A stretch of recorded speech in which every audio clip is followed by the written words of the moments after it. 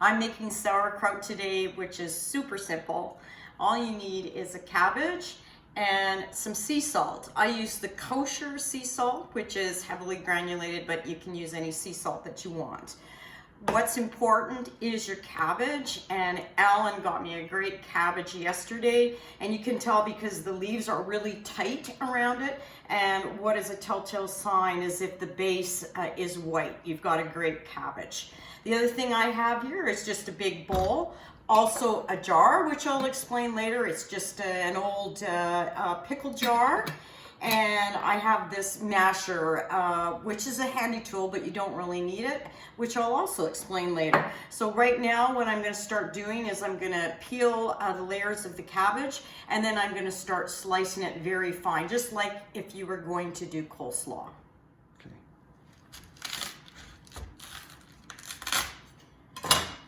Okay, so I just peeled the outer leaves off.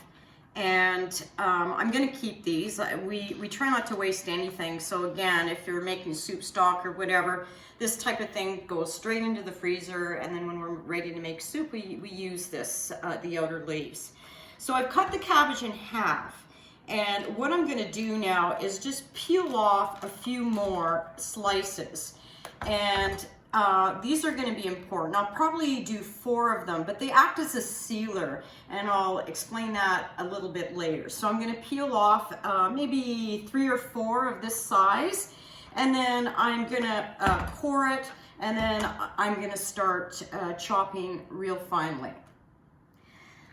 So I have my clean leaves here that I'm going to use for sealing.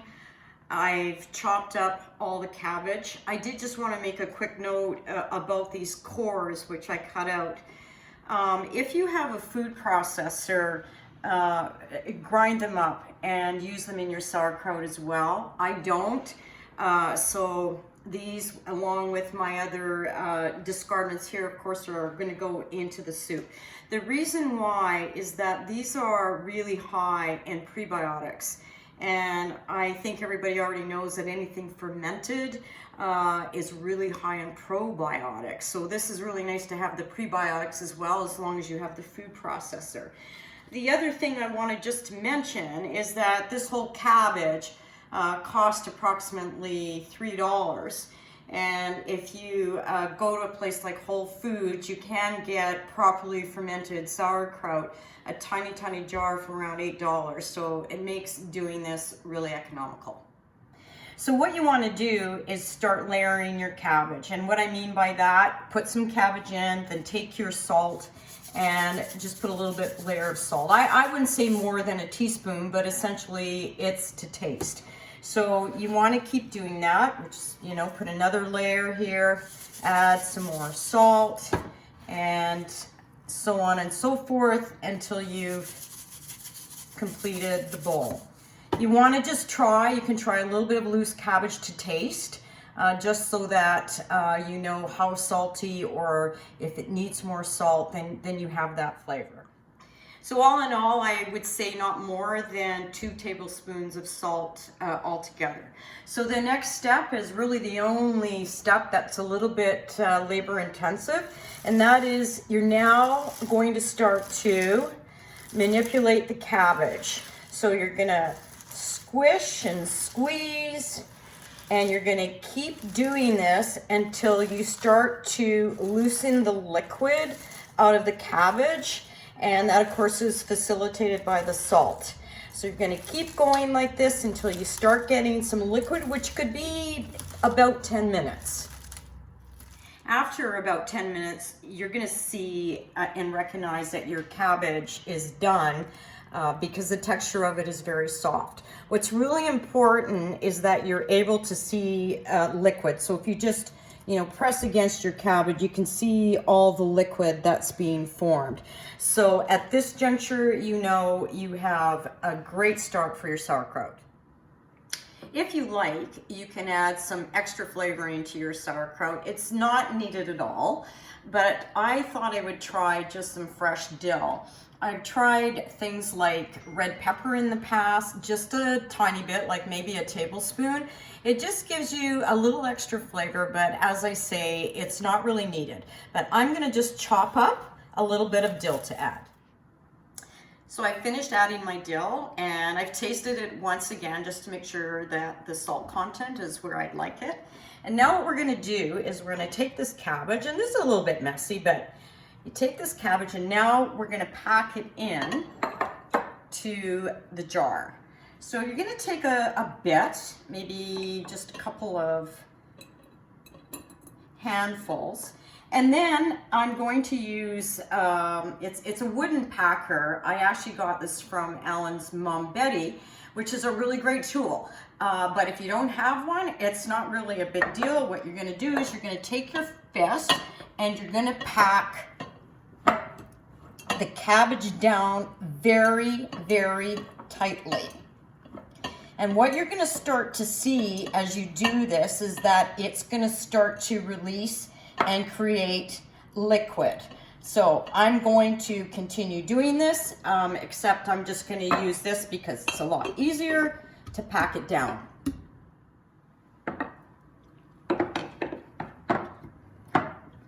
So I'm about halfway done now, and you're gonna start to see how much liquid is actually being generated. And it's a lot, so you know that you're on the right track. Okay, I'm just gonna finish this up. Okay, so we're almost done. I just wanted again to show you that we've got lots of liquid. It's about half full. My recommendation is, depending on how big your cabbage is, you never really want to go more than 3/4 full. I've made that mistake in the past, and as this thing starts to ferment and bubble and brew, you can actually have stuff coming over the side. So maximum 3/4. This is I'm done now, and basically want to make sure that all of the cabbage is under the liquid. Don't have a bunch of stuff on the sides of your jar because it won't ferment. So next what I'm going to do is seal it. And how to seal it is you now take your pieces of cabbage leaves and you start to press them down, and what this does is it creates a seal. And this seal is really important for the fermentation process. So let's just